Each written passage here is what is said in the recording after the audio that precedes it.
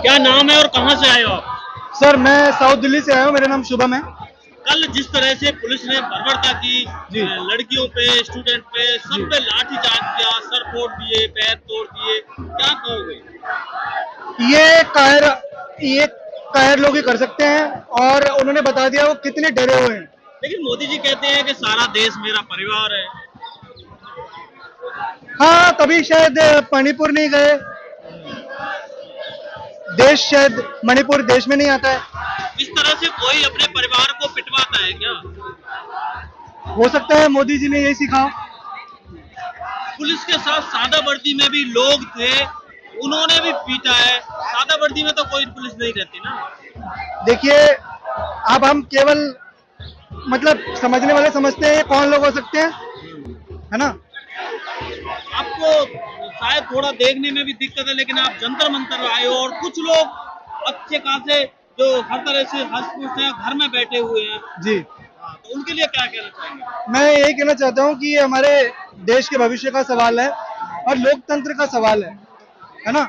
आज संविधान के बल पर हम जंतर मंतर पे मौजूद हैं। कल को अगर इनको शक्ति मिल गई तो हो सकता है संविधान बदल दे, और कल को हमें यहाँ पे भी प्रोटेस्ट करने को ना मिले। तो हमें बचाना होगा जो जो हमारे बुजुर्गों ने अंग्रेजों से लड़के आज़ादी हासिल की थी, उसको हमें बचाना होगा। तो कहीं ना कहीं संविधान खतरे में है, आप मानते हो? जी बिल्कुल। यदि कल जैसी घटना दोबारा होती है, या बहुत सारी भीड़ है, कल 12 बजे धरना हटा दिया था, लेकिन दोबारा लोग आ गए और ज्यादा संख्या में आ गए, तो जो शिक्षा स्वास्थ्य का मुद्दा नहीं बन पा रहा बहुत काफी समय से, अब शिक्षा स्वास्थ्य का मुद्दा बन रहा है, आपको लग रहा है? देखिए, मैं 12 साल से इस चिंता में था कि हमें मुद्दों से भटकाया जाता है ना। धर्म के नाम पे, जाति के नाम पे, संप्रदाय के नाम पे हम लोगों को मुद्दों से भटकाया जा रहा था। तो अब हम मुद्दे पर आ गए हैं। तो मुझे लगता है कि चुनावों लड़ने की चुनाव फिर से मुद्दों पर लड़े जाएंगे। तो अगर ये होता है तो इससे बड़ी जीत क्या हो सकती है कि हम मुद्दों पर वापस आ गए। मोदी जी कहते हैं 65% मेरा युवा है देश का, लेकिन कल 65% पे ही लाठी बजाएगी। जी हाँ, अब देखिए, मोदी जी बोलते कुछ है, करते कुछ है, पता नहीं उनकी खतरी और करनी में अंतर है, हम देख ही रहे हैं। मैं केवल ये कहना चाहूंगा कि जो भी लोग सर देश नहीं चला सकते, उनको कुर्सियों पर रहने का कोई अधिकार नहीं है। कृपया उतर जाएं। पॉलिटिक्स वाले नेता लोगों को भटकाने की कोशिश कर रहे हैं, जाति धर्म आपने भी बोला, जी जी लेकिन युवा अब अपनी जगह पे आ गया, वो समझ रहा है कि हमें अब भटकना नहीं है, शिक्षा स्वास्थ्य पे मुद्दा बनाना है। जी जी बिल्कुल। देखिए क्या था, हमने शुरुआत की थी कि हम पब्लिक इंस्टीट्यूशंस बनाएंगे, और सरकार पब्लिक इंस्टीट्यूशंस को बर्बाद कर रही है। फिर कहती है कि हमारे पब्लिक इंस्टीट्यूशंस, तो मेरे जैसा व्यक्ति अगर आज पढ़ा लिखा है, तो उसका कारण पब्लिक इंस्टीट्यूशन ही थे। अगर पब्लिक इंस्टीट्यूशन नहीं होते तो मेरे जैसा व्यक्ति नहीं पढ़ सकता था। तो स्वास्थ्य, शिक्षा और रोजगार, ये तीन ही मुद्दे, मूल मुद्दे। क्या मोदी जी पर विश्वास नहीं है आपको? जी, मोदी जी पर विश्वास है आपका? मुझे इस देश पर विश्वास है, मुझे किसी व्यक्ति पर विश्वास नहीं है।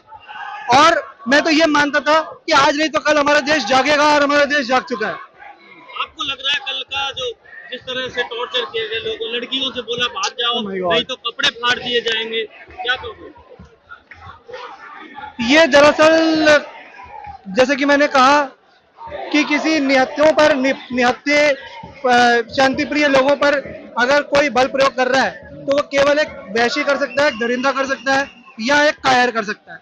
जलियांवाला कांड का नाम सुना था हमने बचपन से, जी। लेकिन कल एक इधर से भी साक्षात देख लिया। बड़ा बड़ा बैरिकेडिंग लगा था, और बीच में जैन जी थे, उन पर लाठी बजाई जा रही थी, आंसू गैस के गोले छोड़े जा रहे थे। देखिए, मुझे लगता है कि जिन हमारे बुजुर्गों ने गोलियां खाई थी 13 अप्रैल 1919 अमृतसर के जलियांवाला बाग में, उनकी रूहें, उनकी आत्माएं कल हमको आसमान से, स्वर्ग से देख रही होंगी, वो कह रही होंगी कि जिस चीज के लिए हमने गोलियां खाए थे तुम्हारे साथ भी वही हो रहा है। और हो सकता है कि हम इस तरह से उनके प्रति कुछ उनको श्रद्धांजलि दे रहे थे। लेकिन अब लग रहा है आप कि जंतर मंतर क्यों आए हैं? मतलब आप इतने परेशान हैं फिर भी जंतर मंतर आए। जंतर मंतर आना बस देखिए ऐसा है कि मैं व्यवस्था परिवर्तन चाहता हूं और इस व्यवस्था परिवर्तन पर हो रहे जो शांतिप्रिय प्रोटेस्ट है, ये विरोध प्रदर्शन है, इस पर मैं अपना जो है समर्थन देने के लिए आया हूं। लेकिन मोदी जी सरकार विरोधी कहा जाता है, सरकार विरोधी लोग हैं यहाँ पर आए हुए। हाँ सही बात है, लेकिन खुशखबरी ये है कि हम देश विरोधी नहीं है। लेकिन आपको लगता है ना, वो तो सरकार तो मानती है। कल लाठीचार्ज हुई, जी कल तो लाठीचार्ज की इन लोगों पर। हुई थी, तो अगर इनको डिसाइड करना होगा कि देश विरोधी ये है कि हम है। आपको लगता है कि देश को, युवाओं को, लोगों को ज्यादा दिन तक बेवकूफ नहीं बनाया जा सकता, ज्यादा दिन मुद्दे से नहीं भटकाया जा सकता, एटलीस्ट वहीं आ ही जाएंगे लोग? जी हाँ बिल्कुल, और बल्कि लोगों की आंखें अब खुल रही हैं। जो कट्टर समर्थक हुआ करते थे सरकार के, जिनको नाम ले दो तो आग बबूला हो जाते थे, वो भी अब कह रहे हैं कि उनका भी मोह भंग हो गया है। आपको कुछ लोग ऐसे मिले हैं जो कल सरकार के साथ थे, आज देश की जनता के साथ हैं? जी हाँ बिल्कुल, मेरे को मिले हैं, और जबकि सरकार के अपने एडवाइजर्स भी हैं ऐसे, जो पहले सरकार के समर्थन में लिखते थे, लेकिन उन्होंने भी अपना स्टांस बदल दिया है। अभी 120 वैज्ञानिकों ने इसरो से इस्तीफा दे दिया है। बताइए, इसका मतलब यही सारा है कि जो भी मेहनत से हमने पब्लिक इंस्टीट्यूशंस बनाए थे, उनको एक एक करके खत्म कर दिया जाए, उनको एक एक करके बेच दिया जाए। केवल 2-3 लोगों के, देखिए 5 उद्योगपति हैं हमारे देश के सबसे बड़े, बस उनमें सारी संपत्ति बांटी जा रही है, और मेरे और आपके हाथ में कुछ नहीं आ रहा है। तो इस हम तरह जितनी जल्दी समझ जाएंगे उतना भला है। इस तरह से देश विश्वगुरु बन जाएगा क्या? आप देखिए, ऐसा है कि ये जो कल्पना है, दरअसल क्या है, कोई विश्व गुरु की अवधारणा जैसी कोई चीज होती नहीं है। ये भी बेवकूफ बनाने का एक स्टंट है, बहाना है। दरअसल क्या है, सारी दुनिया एक दूसरे पर निर्भर है। मेरा देश कुछ बनाता है, अमेरिका कुछ बनाता है, चीन कुछ और बनाता है, यूरोप कुछ और बनाता है, ठीक है। तो हम एक दूसरे पर निर्भर हैं। ये ऐसा नहीं है कि हम देश विश्व गुरु और ऐसा कुछ, कोई चीज नहीं है। दुनिया एक दूसरे पर निर्भर थी, एक दूसरे पर निर्भर है।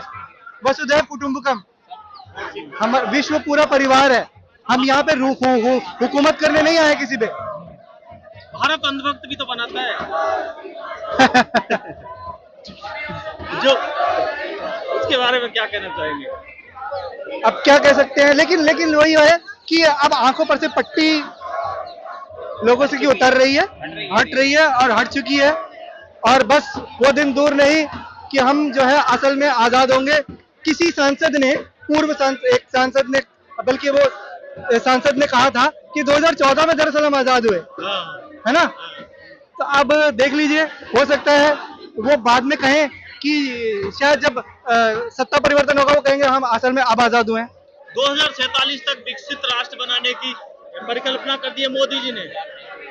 ये भी केवल एक जुमला है, क्योंकि जितने भी स्टेटिस्टिकल या सांख्यिकी जो भी पैरामीटर्स हैं, उनमें हम लोग बहुत पीछे चल रहे हैं, और सरकार केवल जुमले फेंक रही है। केवल सत्ता में रहने के बस बहाने हैं। हमें इतना टाइम दे दो, कभी कहते थे इतना टाइम दे दो, कांग्रेस को 60 साल दे दिए, उसको इतने साल दे दिए, मुझे कुछ तो समय दो, कुछ तो समय दो। तो आपने एक चीज तो आप बता दीजिए जो उन्होंने सही की होगी, तो हम कहते कि हाँ यार कुछ तो कर रहे हैं। तो ये लोग कुछ नहीं कर रहे हैं, केवल बेवकूफ बना रहे हैं। मेरा लास्ट सवाल, हाँ जी, जो लोग घर में बैठे हैं, दूसरा या दिल्ली में जो अपने एसी में बैठे हैं, जी, जी। उन लोगों को क्या मैसेज देना चाहोगे? देखिए सर, मैं केवल ये कहना चाहता हूँ, आप हम सब भाई बहन हैं, और अगर हम भाई बहन हैं तो मुझे लगता है, देखिए हर किसी के लिए आना हो सकता है, संभव ना हो। अब कल मैं आना चाहता था, मैं नहीं आ पाया, ठीक है। अब मैं आज आया हूँ। जिसको जैसे भी समय मिले वो कृपया यहाँ आए और अपना समर्थन जताकर जाए, हम ये नहीं कहते कि अपने जान जोखिम में डालिए और वो करिए, और आपको जैसे समर्थन करने को, आपको जैसे, अगर आपकी छाती में देश के प्रति आपका जो दिल धड़कता है, तो आपसे जैसे जो बन पड़ता है आप करिए। अगर आप यहाँ नहीं आ सकते तो जहाँ है वहां से समर्थन जताइए, लेकिन आप समर्थन जताइए।